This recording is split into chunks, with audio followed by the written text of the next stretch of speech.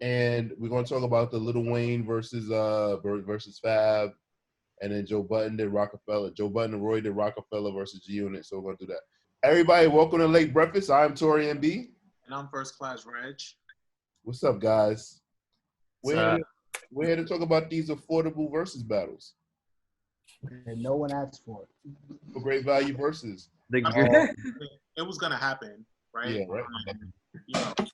You I actually like Joe Budden and the Rory Joe Budden Maul battles that they've been having. Rory and Maul had the one with Fabulous and Rory and Maul had the one for Fabulous and Lil Wayne, right?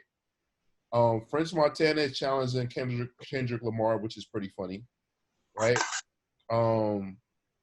We have coming up. Don't we have Havoc versus Alchemist coming up? I'm excited for that.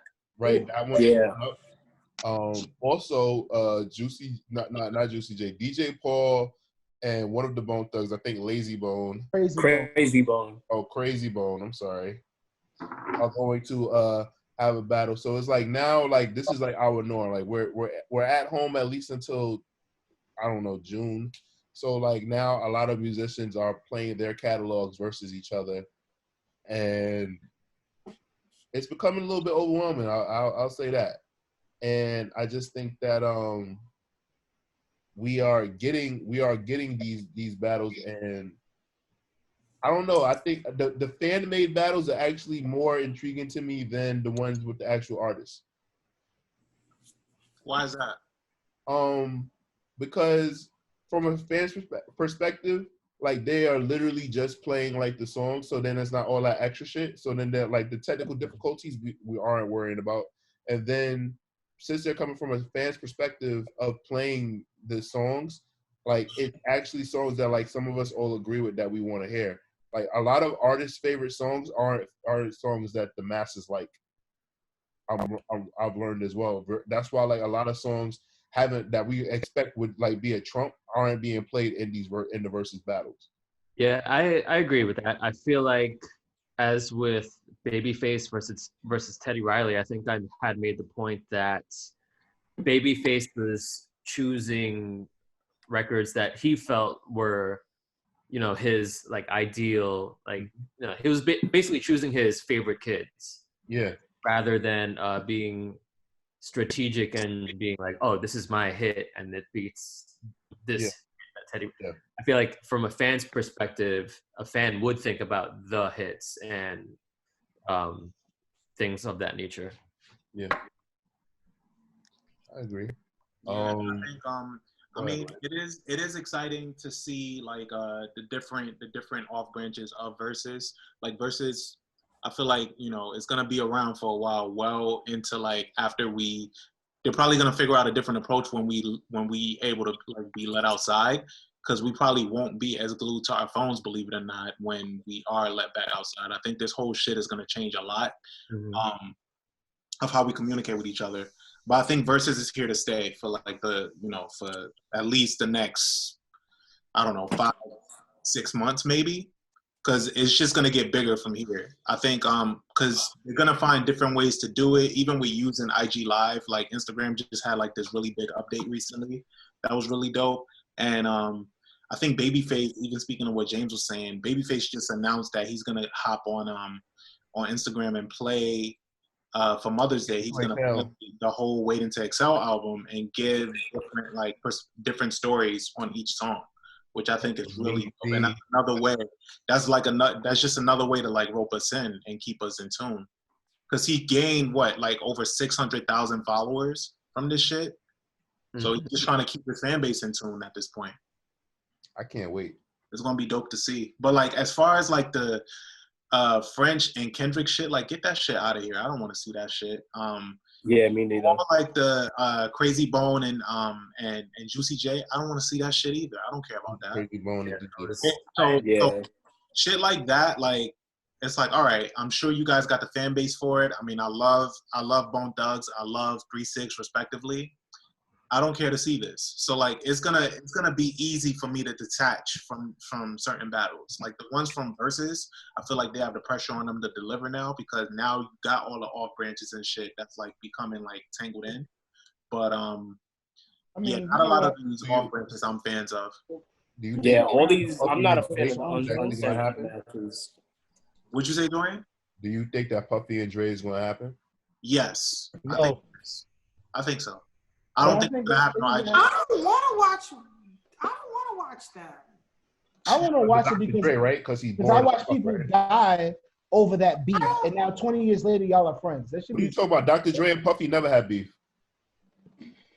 They didn't have Dr. beef. Dre was going for death row. He had nothing to do with the beef with Biggie and Pop. I understand. Suge was a hater of No, you don't understand what I'm saying. Dr. Dre had nothing to do with it.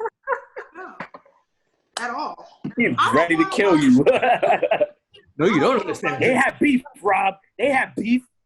But yeah, I'm with Chloe on this one. I have no interest in seeing that particular battle, that particular pairing. I want to see either Puff or Dre in a battle, but not necessarily against each other, if that makes any sense. Yeah. Like, why do we need these two old men? I love them. I love them to death. They're legends as hell. Like, I want to see them in documentaries and shit and talking to me about just days and memories of being in the studio. I don't want to see that. I can press play on my iTunes and listen to Diddy and Dre records. I don't want to see them in a battle. That's not entertainment for me. That's, in essence, that's the whole Verzuz. You can just press play on all these songs, but it's just cool to see these legendary figures vibe off of their music, and then probably get like bits and pieces of some stories in between. So like, that's the reason why I love it so much. The stories. Yeah, I mean, we just got. That's just what Verzuz is. Static Selector just dropped a brand new unreleased Biggie song. I was like, what the fuck? In 2020? So I mean. Yeah, I don't care about that. Fuck you, I know what asked you. I saw that shit on the timeline and I scrolled past it. I didn't even see that. I got all my Biggie songs on a bootleg CD when anybody was still on the It's dope. I like it. Is it just like a bunch of different?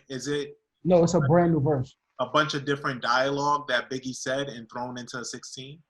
Okay. I don't want to hear it, so I'm good. I'm good off that. How the fuck did Static Selector get that? Yeah. Static Selector is a legend, right? Like, I mean, but is he really want to do it? Yes. I really don't consider Static Selector what did you say? Brand new Biggie. Julius, what did you say? I'm saying if he is, I guess. I think he is. I would think Mr. C would be the one to be like, "Yo, I got a new Biggie verse." I don't think Static Selector DJ Enough. DJ Clue. Mr. C, DJ Enough, and DJ Clark Kent are the three people that if I heard, or Easy Mo B, like producers that he worked with regularly. If they had something in tuck, I'll be like, oh man, this is a big deal. But something from Static Selector, maybe he just got like old stems or something like that handed down to him, and he's like been sitting on them. But to my knowledge, Static Selector wasn't making music in '98. If I could be wrong, I could be very wrong, but I didn't know in '98. I heard about Static Selector in like the whole beginning of the backpack blog era, Charles Hamilton type of era and all that shit. Like, to me, he's not a legend. Like, he's been in the game for a long time, but I'm good. He makes good music. That's all I can really say. All right. I'll leave it alone. I'm not going to stand on my Static Selector soapbox. He's there. Rob, stop sounding like I don't think Julius will let you rock with standing up for Static Selector anyway. So I don't think anybody will. I understand. I definitely don't think Julius would. What happened, Julius? Well, he's white. Oh. How much of a he still makes good music nonetheless. But. Does he really? Yes. Oh boy. Yeah, he makes good music, but it's not like, yo, Static Selector dropped a song today. I have to hear it. So that's mid. Not there. It's barely mid. Okay. It's that album with Bun B that I like. I'm just asking a question because I never really had the time for him. I've heard some stuff, but I'm just asking. I think he makes great music, and I think when he drops a tape, people often look at it. I think he was probably one of the busiest DJs last year, as far as DJ/producers, with doing Bun B's album, doing a Bun album, doing Paul Wall's album, doing a Noids album. Paul Wall's album wasn't good. What happened? Paul Wall's album wasn't good. I thought it was pretty decent. His new one? The one when he did with Static Selector was really good. Oh, I heard his new album. It wasn't good. But I like Paul Wall. His old shit. Has the internet going nuts?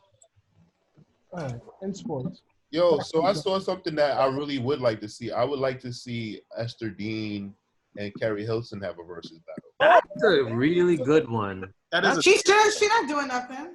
That's a really good one. I would like to see that. That is a good one. Thank you for That supporting. sounds fantastic. I genuinely would like to see that. What? I think that would be pretty cool, but I don't know why we can't get that one because like Esther Dean and Carrie Hilson have written some monster. Why Trey Songz and Chris Brown ain't do nothing yet? Chris Brown is like probably just doing graffiti on his house, and Trey Songz is being a dad right now. Yeah, yo, Chris is dropping an album at the end of the week. Oh, where are we getting another 50 records? We getting 62 tracks, bitch. Nah, we getting that shit with him and Thugger. Chris Brown albums? Like for real? You said what? You guys really look forward to Chris Brown albums? I do. Reg, this is the only thing you say that would make me ever not like you. Shut the fuck up. Reg, keep going. He's so jealous. I love. First of all, Heartbreak on a Full Moon, legendary. That shit went platinum. Nobody acknowledged it. Legendary. This last one, Indigo? Are you kidding me?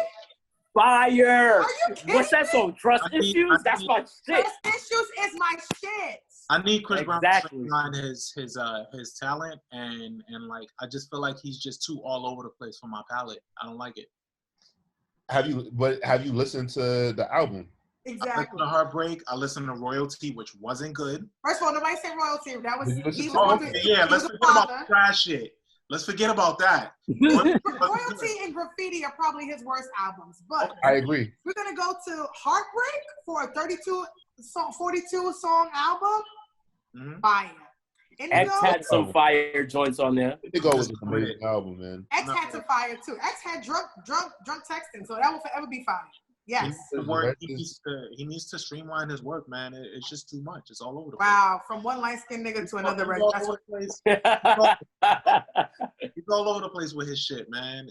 Because the man is going through a lot of things at one time, but he focuses on music. Down and focus. Sit your ass down and focus. I'm about to fight you. Focus. Maybe this is his focus. It's just too much. I'm not a fan. I'm sorry. I'm a fan. I'm still here riding for Chris. He can sing. He's talented as fuck. We all know that. But I'm just not here for Chris Brown. Have you been to a concert? Because his concert, his tour last with Tory Lanez? I'm sure his concert is fire because he puts on a great show. He's a great entertainer. And at this point, Chris is not here for the album praise. He's just trying to get these streams, Reg. Fuck you niggas. You're not going to accept him nowhere. Let him get his streams, make his money. And that's unfortunate for a nigga like me. You know why? Because I'm an album nigga. Like, I love albums. So you reaching for the stream bag is very disappointing. Because they wasn't giving him no accolades when it came to the albums. No way, since forever. They're not trying to hear him. He's not going to get Grammy nominated. He's not going to win any awards. So he got to get where he can get finished. It's not going to happen. I don't like that. That's a cut.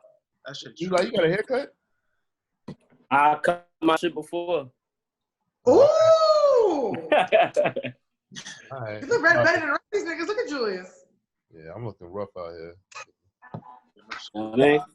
Guidelines. My shit bad. My shit growing though. Y'all all like the Geico caveman. Oh, so my barber DM'd me today and said, "Yo, $40, I'll come to your crib." I'm like, "Nigga, suck my dick." Like you ain't. Hey, yo. What you gonna do before that 40 ball? Bro, I would never talk to my barber like that. I would never talk to my barber like that. No bullshit though. When this is over, y'all all owe your barbers like great Christmas gifts because with the work that they've done for you over the years, now I hope you be able to see like their miracle. I ain't gonna lie, I still look good rough, so fuck that nigga. Hey, you cool, Torian, but that was crazy. Every Christmas and every New Year's, I always give my barber like $60. You have to. That's the most that I'm giving up. I do like a $30 haircut, but that's all I got. I realized that I need to get. So I'm giving up. This. My barber don't really do much. So. Wow, Torian. Yeah. Sorry. Look at Jamesy. My barber lives one building over from me, man. You kidding me? I'm still over here like sending my barber like memes and like funny videos. I gotta like, start doing that. I'm trying to make sure like once we get back from quarantine, I'm like in good money. Well, are you the first one in line?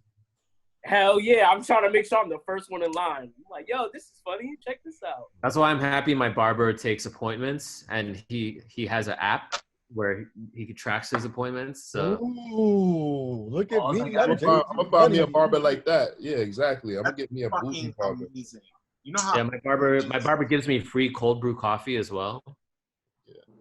Too bad y'all niggas are gonna do your own hair. You don't understand, bro. Like that video that Julius made of the haircut of the Maury shit. That is a timeless video. That is fucking timeless content. I'm going through it right now. Julius over there, like, yeah, I did. Let us see, Julius. Let's see. Woo! That's actually not that disappeared. Shit. Oh, my shit is disappeared into the background. My shit. Well, I've shaved this yesterday. It was way worse yesterday. Nah, I got hair like folding into my top lip. It's crazy. Yeah, like when I smile, my fucking hair will go like this over my lip. I'm ready to send. So I'm ready to send a risk it all text to my barber. Like, yo, leave your wife. Like, I'm that close. Wow. Telling his barber to leave his wife. Are you okay? And be with you? I can't. I need a haircut, bro. I need a haircut. I can't. Why are you telling your barber? Wait a second. Why are you trying to convince your barber to break up with his wife to be with you? I just need him to cut my hair, bro. And he's like, yo, I can't. I'm like, yo. So you're like telling him like you'll take over the wifely duties?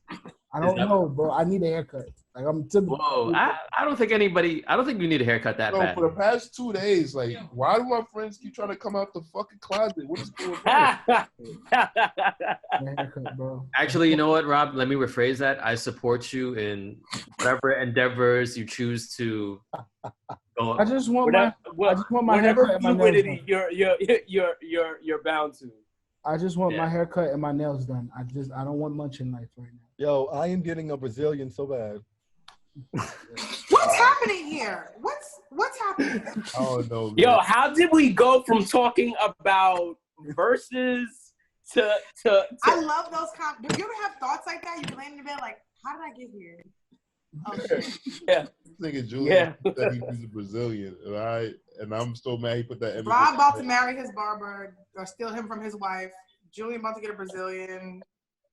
I guess Jamesy's still holding his spot online via an app. It's a lot going on. Basically, y'all love your barbers. Show them some love. Tip them.